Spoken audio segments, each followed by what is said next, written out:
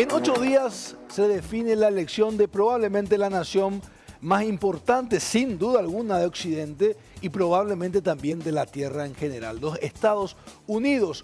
Para eso está con nosotros una persona calificada, un gran profesional que yo admiro mucho, el doctor Naem Reyes. Acompáñame, vamos a conversar con él.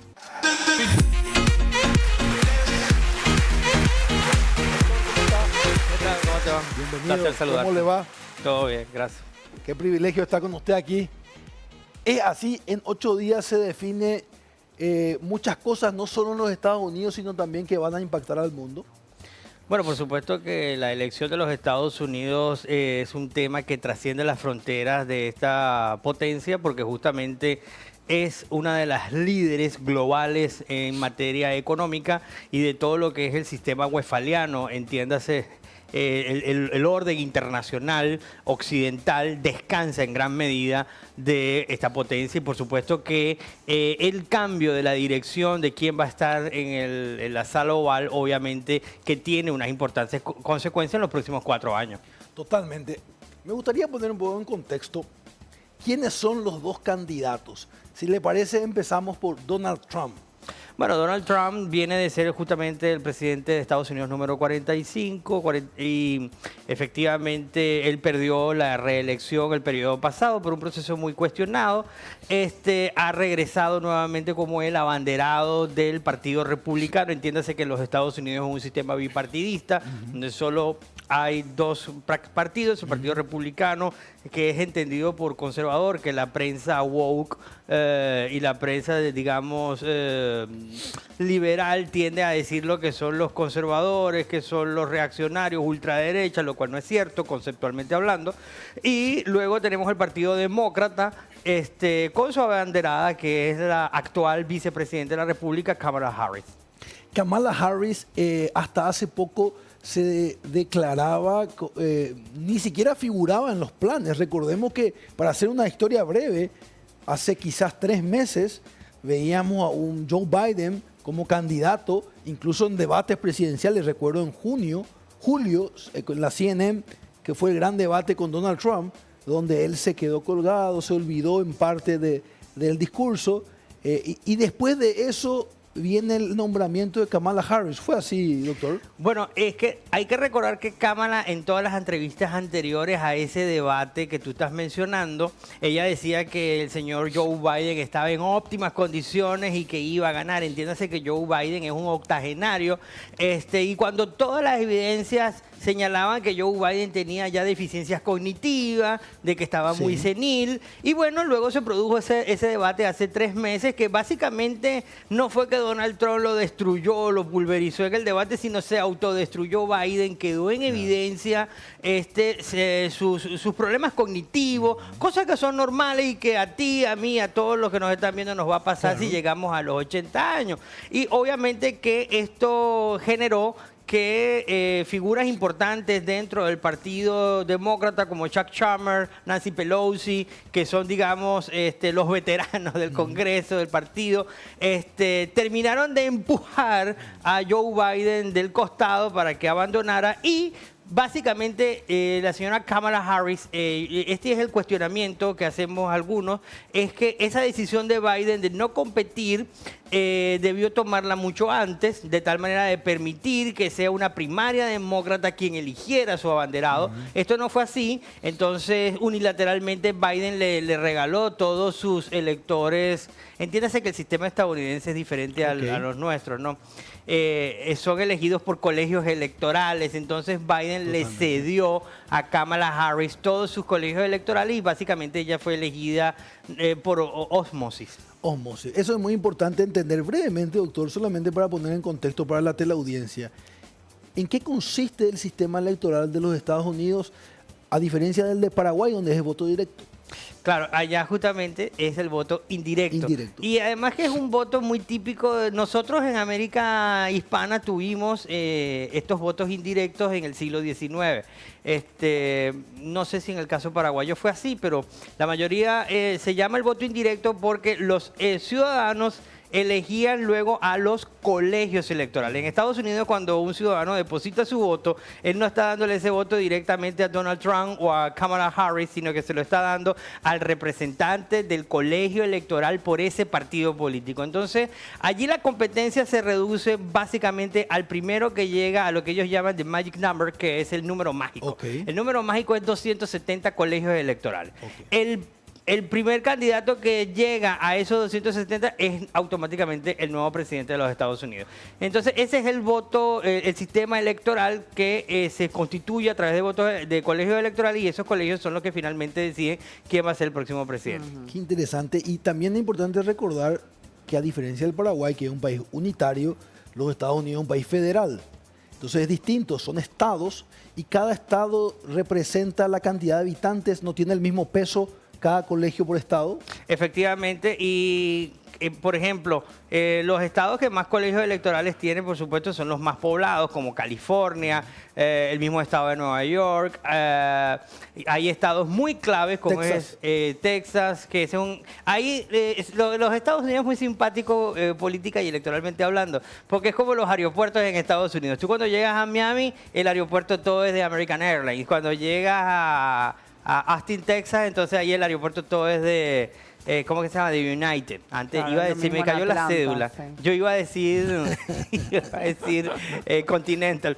Bueno, allá también los estados son por partido. Entonces, Rojo y azul. el rojo y azul. Texas, por ejemplo, tradicionalmente ha sido un estado republicano, como Nueva York. Los estados de la costa oriental de los Estados Sí. Unidos generalmente son como son demócratas, son azules. Okay. Y básicamente la elección en Estados Unidos se termina definiendo por lo que se llaman los estados pendulares o los estados claves, que son 7. 7. Son 7. Pensilvania. Ese es el número 1, Pensilvania, porque tiene 19 colegios electorales, pero luego viene lo que llaman el Blue Wall, que es la muralla azul, que es Pensilvania, Wisconsin y Michigan. Y luego te quedan otros 4 como North Carolina, Georgia, Nevada y Arizona. Okay. Entonces, esos son los 7 estados pendulares. Y aquí Se define. es, digamos, lo interesante de los Estados Unidos. En las encuestas, porque todo el mundo seguramente ya está viendo las encuestas, ¿verdad? Las encuestas hasta hace muy poco las estaba ganando Kamala Harris. Tenía una ventaja, inclusive yo llegué a ver, como me estás diciendo tú, hace más o menos 3 meses, cuando Kamala pasó a ser la banderada del Partido Demócrata, llegó a estar 5 puntos por encima en la promedio nacional sobre Donald Trump. Hoy en día, de hecho, antes de venir yo quise revisar y, por ejemplo, Fox está dando 48-48 en la encuesta nacional a los dos candidatos. Es un empate. Increíble. Sí, empate. Creo que el New York Times dice 50-50. También. Sí, en este momento, en lo que es la encuesta nacional, hay un empate técnico. Que no es electoral necesariamente. Y eso es lo que quiero destacar, porque acuérdate que Hillary Clinton le ganó en el voto popular, nacionalmente le ganó a Donald Trump, pero Donald Trump ganó en los colegios electorales. Y ahí es donde está el detalle. Yo quiero volver al tema de los colegios electorales porque lo último que acabo de revisar, que es lo más calientico que hay, es en NBC News, CBS. Y de hecho, hasta el New York Times me pareció muy curioso la semana pasada que David Cross, que es un analista de este importante medio, y entiéndase que el New York Times es un medio muy liberal, muy pro-demócrata, se pregunta ¿por qué rayos no va ganando Kamala Harris? Entonces, si revisamos lo que es la última en comportamiento de las encuestas en los estados pendulares, Kamala Harris solo va ganando en Michigan y en Wisconsin.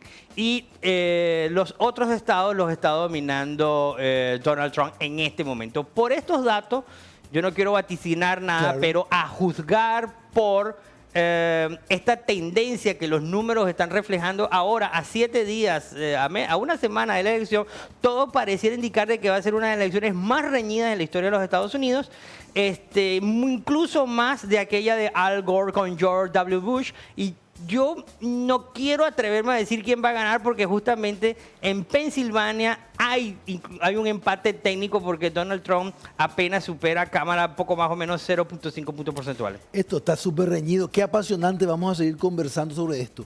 Mi querido Diego Martínez. Doctor, hace años que estás en Paraguay, ya sos como un paraguayo más de lo que es ese seguramente sentimiento como venezolano y de lo que conoce de la tierra paraguaya, sus costumbres. Y te hago esta pequeña introducción para preguntarte por cómo se mueve el gobierno paraguayo, por las características del Estado paraguayo, su vínculo con el mundo y en particular con Estados Unidos, por las dos propuestas de estos dos modelos.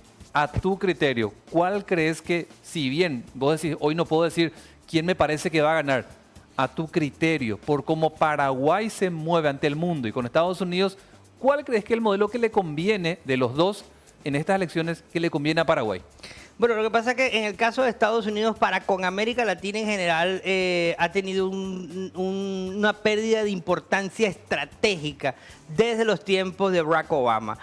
Yo personalmente, y lo digo con absoluta seriedad, ¿no? Entiéndase que yo soy un técnico, no evidencio que va a haber un importante cambio o un giro de Washington para con América Latina y concretamente con Asunción. Básicamente ahí no hay mayores cambios. Claramente, eso me gustaría conversar un poquito de ese tema. Por ahí decía un profesor mío que el presidente de los Estados Unidos es un emperador fuera de Estados Unidos y es mucho más tímido del poder interno, ¿verdad? Es así, por la institucionalidad. Nosotros hablamos mucho en Paraguay de falta de institucionalidad, que ese es el desafío. Entonces yo me pregunto, doctor Naem, y quiero que usted nos responda. La institucionalidad de los Estados Unidos, es decir, el Estado, las reglas, la Constitución, el funcionamiento de los poderes del Estado, ¿va a alterar tanto 5.000 personas nuevas, que es lo que se estima que trae un nuevo gobierno? ¿Va a cambiar tanto un Estado, un gobierno rojo de un gobierno azul, un Trump, un Kamala internamente? Bueno, tenemos que verlo en cuáles son los nudos de la política interna actualmente en los Estados Unidos. Son 3 puntos fundamentales. La elección hoy por hoy se rige, uno, por el factor económico, la inflación.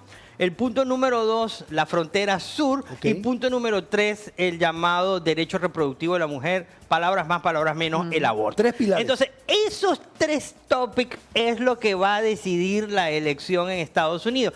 2 puntos de esto favorece a Donald Trump, que es el punto de la frontera sur, que ha sido muy pésima la gestión de Joe Biden a cargo justamente de Kamala Harris y de René Mayorkas. Y luego el segundo punto de la inflación. Recordemos que cuando comenzó esta guerra de Ucrania, conversábamos mucho Diego y yo anteriormente, la guerra de Ucrania con Rusia ha generado un enorme impacto inflacionario, no solamente en Europa, sino también en Estados Unidos. Yo me quedé impresionado que hasta un bistec costaba $30, un bife, sí. $30, llegó a costar $30 un bife. Entonces, eso obviamente que impactó mucho los hogares promedio en Estados Unidos. Pero luego tenemos el aspecto del derecho reproductivo, donde básicamente Trump se terminó como siendo el hardcore de lo que llaman los providas, y ha sido una mala propaganda que le han dado a Trump, porque el presidente Donald Trump lo que ha dicho públicamente, y es lo que él hizo realmente, es que como estamos en un sistema federal, que cada estado lo decida. Sin embargo, la prensa woke ha querido decir que Trump es antiaborto. Y luego tenemos Kamala Harris, que es abiertamente pro llamado derecho de la mujer o abortiva. Ok. A ver, claramente me gustaría, si me permite, que nos amplíe. El programa es tuyo. esos tres pilares. Hablando del tema de la inflación primeramente, hablemos de la parte económica si quiere.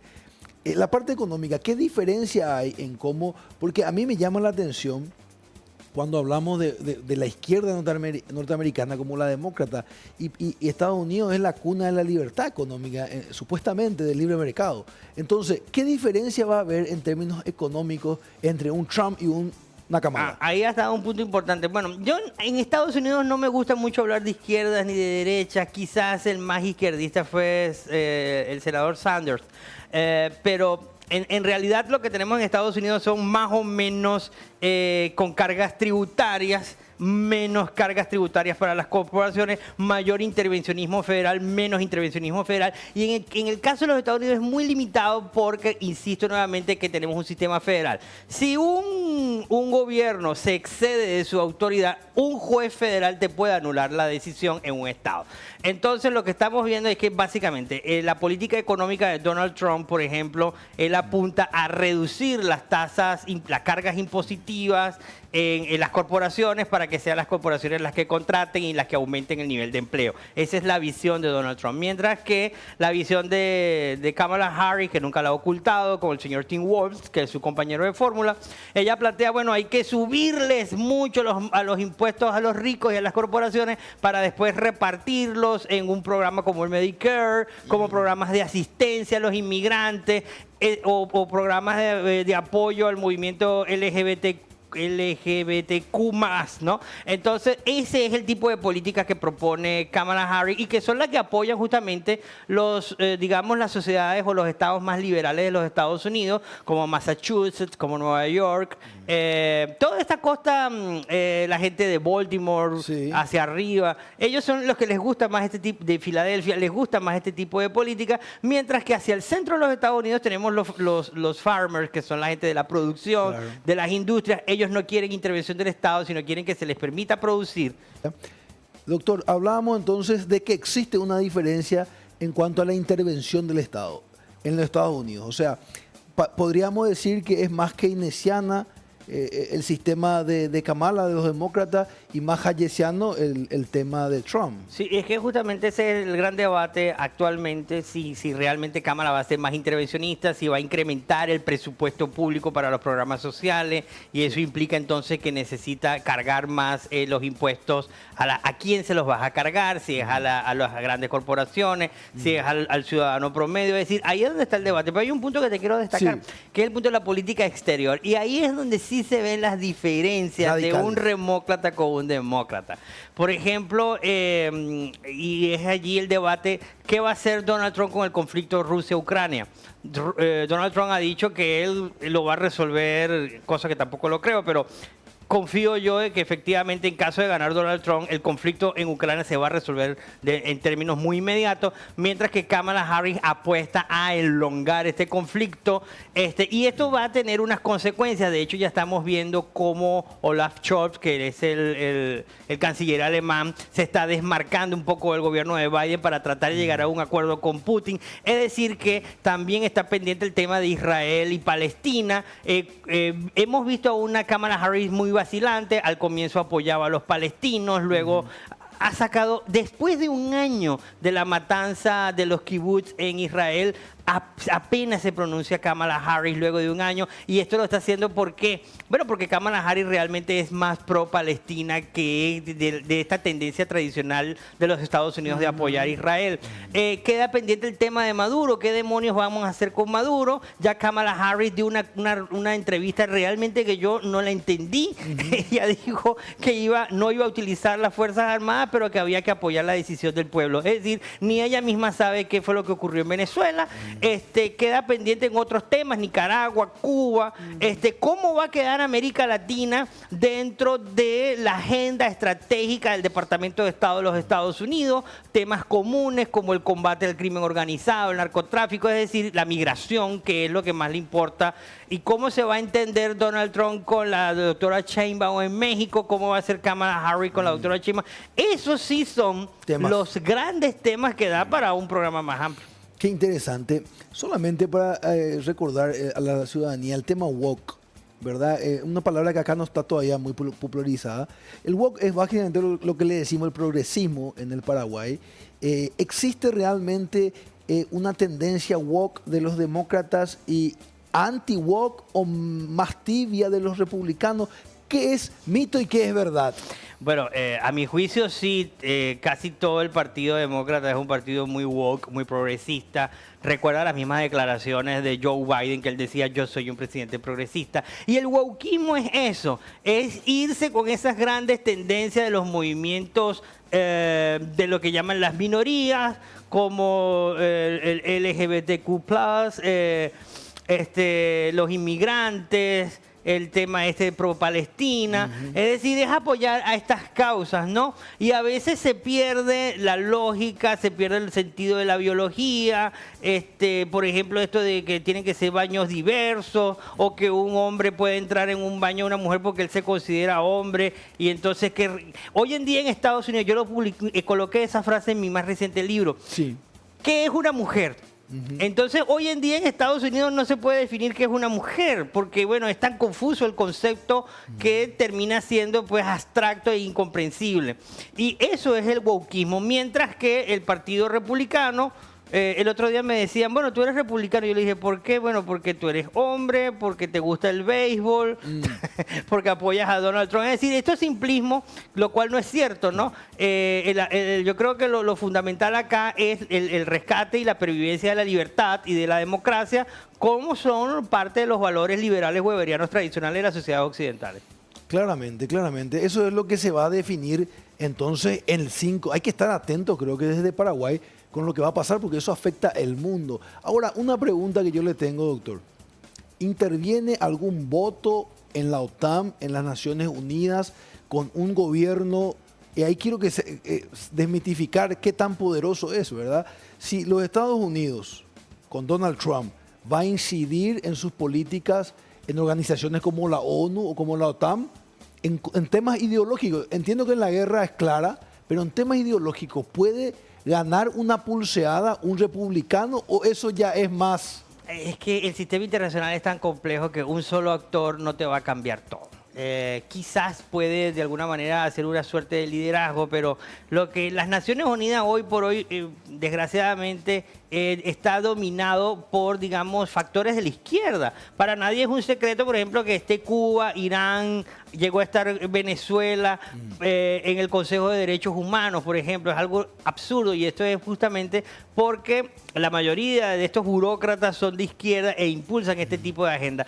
Yo no creo que vaya a haber mayor cambio a nivel internacional, pero por lo menos en estos pequeños organismos regionales como la OTAN, aquí sí va a haber un cambio importante, porque bueno, ahí Estados Unidos ejerce un liderazgo directo. En otros espacios, por ejemplo, en la Organización de Estados Americanos, ahí se disipa mucho, porque más bien hoy por hoy hay un sentimiento muy antiestadounidense, hay una emergencia del latinoamericanismo. Entonces, digamos que el papel de Canadá y Estados Unidos dentro de la OEA hoy en día es muy pobre. Yo lo que sí quiero decir algo, los pocos minutos que nos quedan, es algo muy simple. Quien gane Pensilvania va a ser el próximo presidente de los Estados Unidos. Eso es categórico. Yo tengo dos preguntas finales, doctor, y quiero aprovechar su conocimiento y su independencia también en discurso. Eso es muy importante, esa libertad que usted tiene para decir lo que opina. Soberanía versus globalismo. El mundo se está partiendo en estas dos grandes corrientes. Alguna vez, hace unos años, estudiábamos la izquierda, el comunismo versus el capitalismo libre mercado. Hoy parece que esa dialéctica ha desaparecido. ¿Existe soberanos y globalistas? ¿Eso es así? Sí, sin duda. Pero yo quiero agregar algo, ¿no? El mundo está globalizado desde el 12 de octubre de 1492. Eso siempre se lo decía yo a mis estudiantes, y es que en el mismo momento en que todos los continentes de la Tierra quedaron integrados dentro de lo que posteriormente fue el sistema capitalista mundial, estamos en un sistema globalista. Ahora, lo que sí estamos viendo hoy en día, evidentemente, es que pareciera que hay una tendencia para socavar lo que es el Estado como hoy conocemos, ¿no? ¿Y qué significa esto? Bueno, cada día observamos más a una organización de Estados americanos, como por ejemplo un Antonio Guterres, que la misma organización de la salud tratan de desarrollar unas suertes de agendas que tienen que los países sí o sí obedecer. Y en ese sentido yo quiero destacar la valiente posición del presidente Milei de Argentina, que dijo: nosotros no firmamos la Agenda 20, el pacto del futuro. ¿Por 2045. qué? Exacto. ¿Por qué no firmamos el pacto del futuro? Porque el pueblo de Argentina me votó a mí para desarrollar unas políticas que nosotros decidimos en Argentina, y no no estamos facultados para acompañar una agenda que no hemos construido nosotros. De hecho, hoy en día pareciera que este es el gran debate, que cada día se pierde más la soberanía nacional, las fronteras se desaparecen en aras de darle mayor facultad, autoridad a estos órganos supranacionales que de alguna u otra manera terminan decidiendo. Porque mira, el caso de las cuarentenas. Hubo países que no había necesidad de hacer cuarentenas. ¿Y qué hizo la Organización Mundial de la Salud? Los obligó a someter a las poblaciones en cuarentena. Hubo el caso de Suecia, por ejemplo, que el primer ministro dijo, bueno, pero si aquí la gente casi ni sale, ¿para qué yo voy a poner una cuarentena? O la tasa de contagio en Suiza, en Estocolmo era muy baja, ¿para qué voy a imponer una cuarentena? ¿Y qué terminó pasando? Eyectaron primero el ministro de Salud y después el primer ministro de Suecia. Es decir, que estamos viendo que efectivamente estos órganos supranacionales de alguna u otra manera están ejerciendo una abusiva e indebida influencia sobre los gobiernos nacionales, por tanto socavando la soberanía nacional. Y ahí machea Kamala versus Trump. Machea. Claro, porque Kamala es muy pro esta agenda, mientras que Donald Trump está más hacia, digamos, al ser conservador, a fortalecer lo que es la soberanía nacional. Doctor, la última y tengo que cerrar. ¿Usted cree que realmente esa intervención aparente que tuvo los Estados Unidos en el Paraguay en abril pasado, del año pasado, designando ciertas personas como corruptas, en plenas elecciones llamó la atención acá realmente? ¿Usted cree que puede cambiar algo eso si gana Trump, si gana Kamala, o eso tiene que ver con el Estado, el Deep State de los Estados Unidos? Bueno, el Deep State es muy teoría de conspiración. En todo caso, yo acompaño que creo que hubo una excesiva y poco tradicional, poco habitual desarrollo de la gestión del diplomático estadounidense en cualquier país. No se estila eso. Punto número uno. A mí me sorprendió como profesor de Relaciones Internacionales. En segundo orden de ideas, además que fue un diplomático y no el Departamento de Justicia, que es la instancia habitual por la que se producen este tipo de declaraciones. Pero apartando todo esto, probablemente al haber un nuevo secretario de Estado en Washington van a remover algunos embajadores, y estos embajadores obviamente van a tratar de desarrollar la perspectiva de la política exterior del quien esté en este momento sentado en el Salón Oval. O sea, el Departamento de Estado depende del gobierno de turno. Por supuesto. Ok, esa es una información clara. Doctor Naim Reyes, un privilegio conversar con usted. Gracias a usted. Estuvo con nosotros el doctor Naim Reyes hablando de qué va a suceder el próximo martes 5 de noviembre en los Estados Unidos y el mundo.